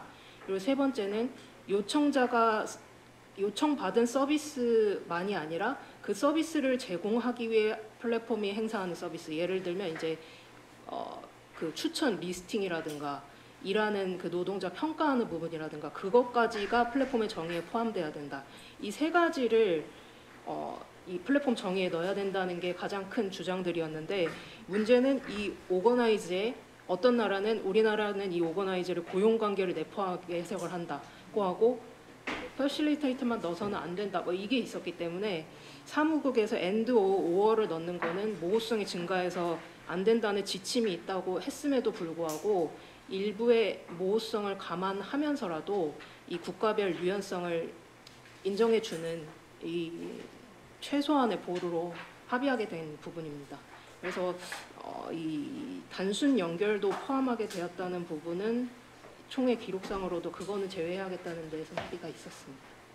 여기까지 말씀드리면 될 것 같고 이제 내한 다음 연도에 좀 중요한 문제가 될 것 같은 게 EU에서 아마 독일하고 프랑스 그런 입장이 있어서라고 생각이 되는데 종사자를 근로자에 가까운 종사자하고 자영업자에 가까운 종사자는 좀 따로 구분해서 이 기준의 적용 범위를 따로 정해야 된다는 게 EU에서도 굉장히 강하게 주장했기 때문에 내년에는 그런 논의가 상당히 진행될 것 같습니다. 30주년이시라고 들었는데 축하드리면서 이상 마치겠습니다. 감사합니다. 그러니까 30주년 된 것은 맞는데 축하를 하려고 그랬는데 노동부가 축하를 해주시면 됩니다. 그때. 네, 이게 좀 정확한 워딩이고요. 그다음에 오늘 이제 사무관님 얘기를 해주셨는데 사실은 이런 참석하셔서 그런 워딩에 대한 얘기를 이렇게 공식성상에서는 처음 들었던 기억이 있습니다. 근데 하여튼 그런 것들이 문헌적으로 좀 공유가 되면은 훨씬 더 논의하는 데 좋겠고요. 우리 권원수 교수님이 2019년서부터 이렇게 하셨다고 그러면 벌써 6년 동안인데 한번 아이로도 한번 가보셔갖고 실상을 한번 보시고 좋은 대안을 했으면 좋겠어요. 그리고 바로 끝내는데 우리 발제자 두 분 계시니까 한 1분 정도씩 답변해 주시고 오늘 또 이광택 교수님 마무리할 때 좀 짧게 마무리하면은 끝낼 수 있을 것 같습니다. 그럼 먼저 제가 현장 아까 긴 회의라고 권호선이 말씀하셨는데 2019년 9주년 기념 선언문 축조심사 전원위원회 본 적이 있었는데 아침, 점심, 밤 10시, 11시까지 일주일 넘게 연속되는 회의에 특히 영어로 진행되는 회의는 원래 네이티브 스피커도 아니고 영어도 글로 읽은 사람, 배운 사람 입장에서 너무 피곤하고 힘들었어요. 아마 최선호 사모님도 어마어마하게 힘들고 피곤했던 과정이라 처음 한 2시간 집중하다가 나중에 방전되는 느낌으로 회의를 하지 않았을까 싶고요. 확실히 현장에서 있었고 제가 이제는 아이로 홈페이지 올라왔는데 방금 말씀하신 그런 쟁점이 잘 드러나는 회의로 공방이 이제 레포드 올라왔습니다. 제가 이걸 작성했을 때는 그거까지는 확인하지 못해서 그냥 최종 결과 텍스트만 보고 말하다 보니까 말씀을 드리다 보니까 조금 이제 그 아주 섬세한 맥락을 제가 제대로 짚지 못한 부분이 있어서 그거를 수정해서 말씀해 주셔서 감사합니다. 예, 좀 짧은 시간에 하려고 하다 보니까 조금 러프한 좀 측면이 있었는데요. 그래서 이 EU 입법 지침에 대한 내용들을 조금 이제 이 ILO에서 이제 마련하고 있는 이 협약이나 권고안과의 비교를 통해 조금 더 깊은 연구가 좀 필요하다 이렇게 생각을 해봤고요. 유럽 연합 국가들에 대한 지금 현재의 논의 상황을 유럽 그 연합국이 들어가 가지고 좀 홈페이지에 들어가서 더 봐야 되는데 그러지 못한 것에 대한 반성이 있습니다. 앞으로 보완하겠습니다. 감사합니다. 예, 이완택 회장님 말씀하시기 전에 사실 프로에 계신 분들의 좀 좋은 의견들을 들어야 되는데 오늘 사실은 그 점심 오찬 자리에 아마 여기 오시는 분들이 거의 참석하는 걸로 되어 있습니다. 그래서 거기 그 자리에서 그런 얘기 해주시고 이완택 회장님 아주 짧게 이완택 회장님 아주 짧게 마무리 부탁드리겠습니다. 예, 그러니까 오늘 이 방에서는 굉장히 이제 좋은 성과를 얻었습니다. 그러니까 저는 날씨 때문에 이게 많이도 올까 걱정했는데 오전에 해서 그런지 아주 예상보다도 많은 분들 오셔가지고 한편으로 아주 그 기분이 좋습니다. 저기 보자. 그런데 이제 아이로 관련해 가지고 제 기억에 2019년에 아이로 100주년 기념식이었는데 제가 그때 현장에 갔습니다만은 거기서 이제 뭐가 채택이 됐냐면은 8년 만에 새로운 협약이 체결됐어요. 그러니까 일의 세계에 있어서의 괴롭힘 방지 협약이 그때 체결이 됐는데 거기 6월 달이거든요. 7월 달에 우리나라는 그 뭡니까 직장 내 괴롭힘 방지법이 또 시행이 됐습니다. 그러니까 아이로하고 이제 수준이 상당히 많아들어가는 그런 부분들이 생겨나기 시작했거든요. 근데 지금 오늘날 보니까 이제 그 지금 오늘 다룬 이 주제 바로 플랫폼 노동에 관해서는 지금 지난달까지 이제 아이로에서 이제 격렬한 토론이 있어가지고 결국은 이제 협약하고 권고를 같이 채택하기로 했는데 시점이 2026년입니다. 내년도에는 채택하기로 그렇게 결의를 했는데 우리로서도 이제 시점에 맞춰가지고 2026년까지는 뭔가 이 분야에 관한 이제 작업을 구체화해서 실현될 수 있는 이제 그런 다짐을 했으면 그런 자리가 오늘 된 것 같습니다. 그래서 너무나 이 더위에 수고해서 감사드리고 앞으로 이제 좋은 결론이 나오기를 이제 기대하겠습니다. 오늘 감사합니다.